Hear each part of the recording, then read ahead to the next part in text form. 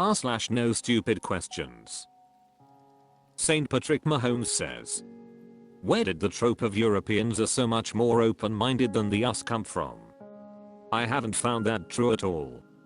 I went to multiple countries in Europe and they all seemed pretty racist.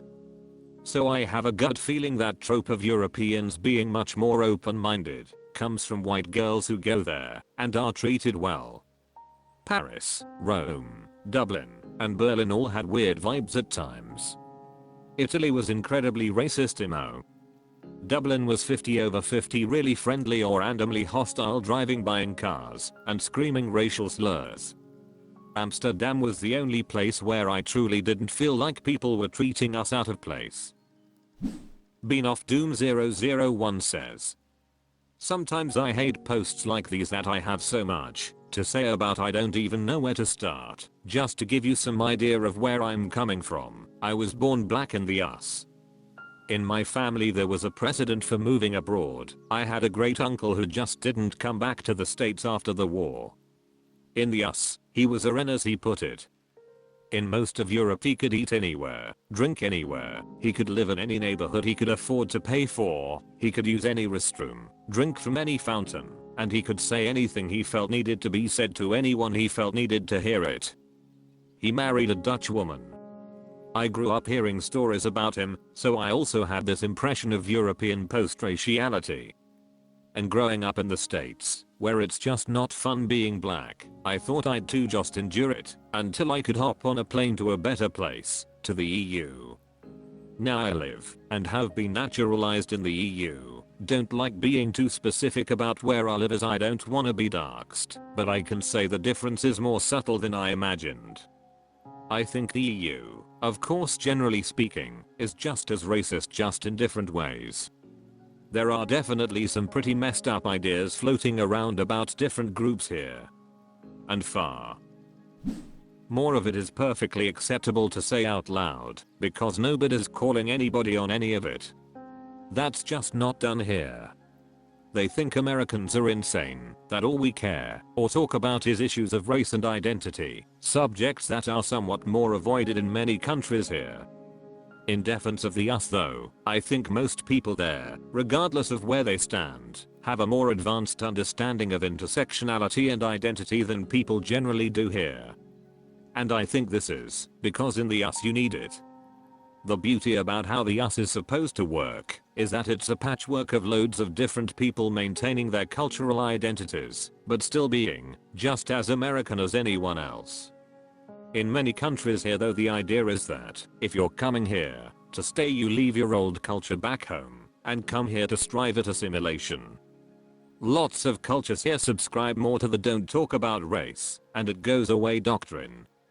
Of course it doesn't, but it is what it is. I'll likely never get shot here for being black, there is at least that, but it's not some kind of magical post-racial wonderland either. I told myself not to expect that, yet I was still disappointed. I want to live in a place where people don't talk about race because it's really not an issue.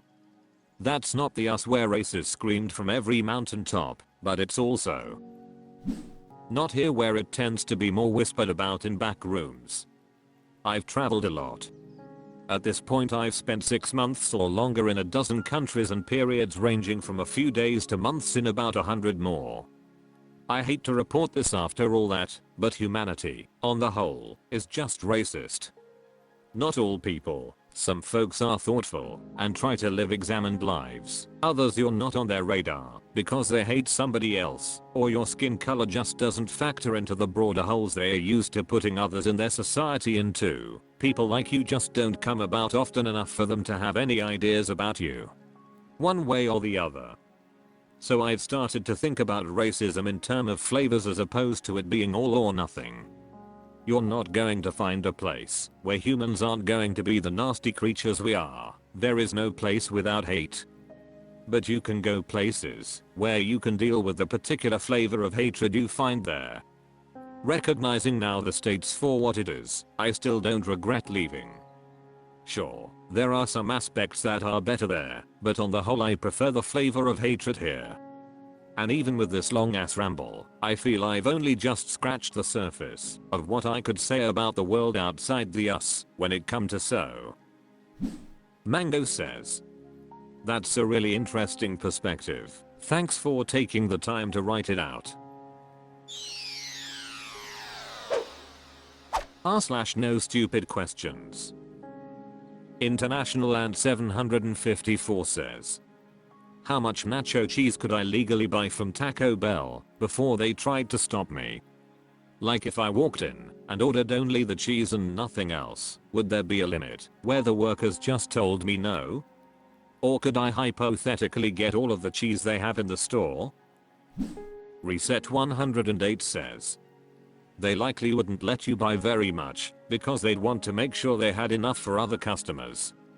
If you needed a large amount, it's possible you could call the store and make that request with the manager and they might be willing to order more the next time they order product. Strong Hara Vibes says, this is a very good suggestion. Please come back with an update on the cheese heist. Noof42 says, they have a lot of discretion, and I have a relevant story. I used to use their hot sauce to dip my grilled cheeses.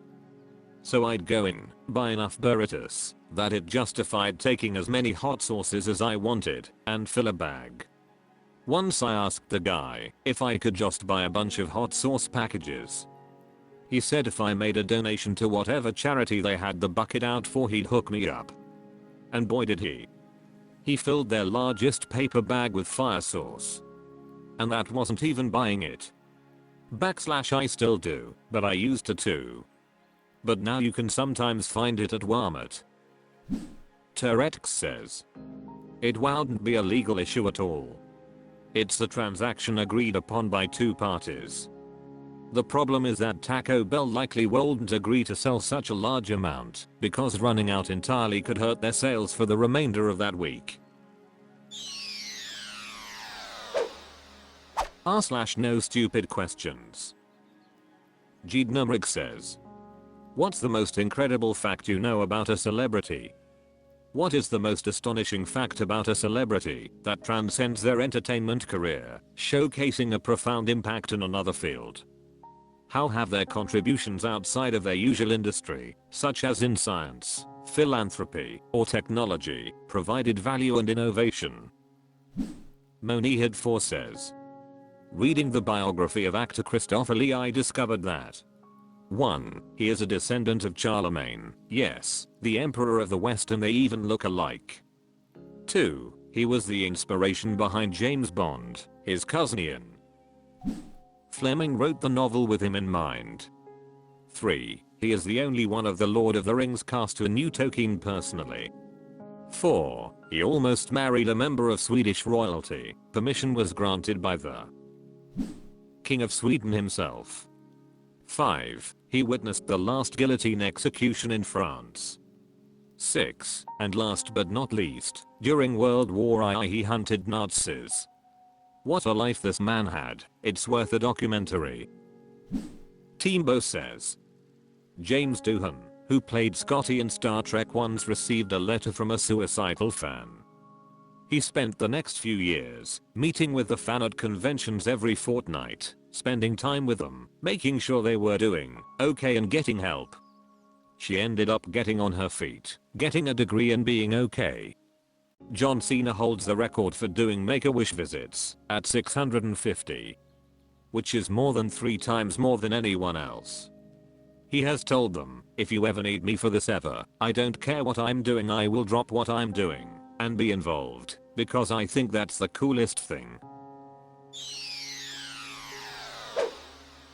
r/NoStupidQuestions. Crystal Babe says, how have you experienced bad human anatomy understanding? Crystal Babe says, for example, I got into a full-blown fight with my ex one time because he was adamant that sperm came from the prostate and not the balls.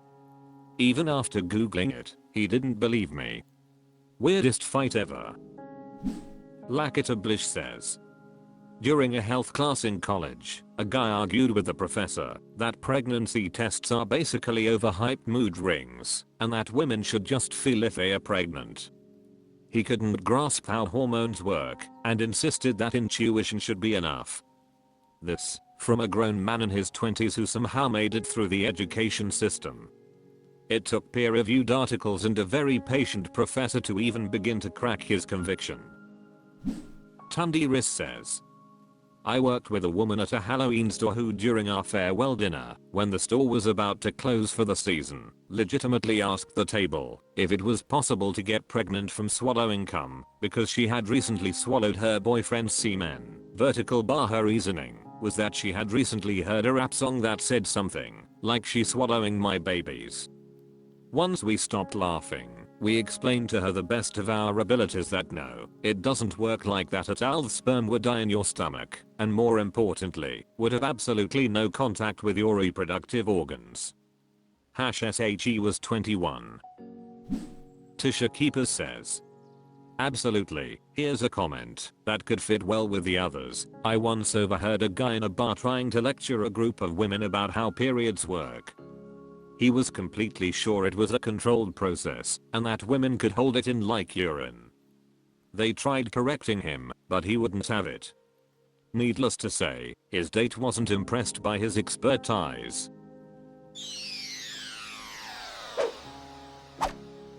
That's all for this video. Thank you for watching. Please subscribe.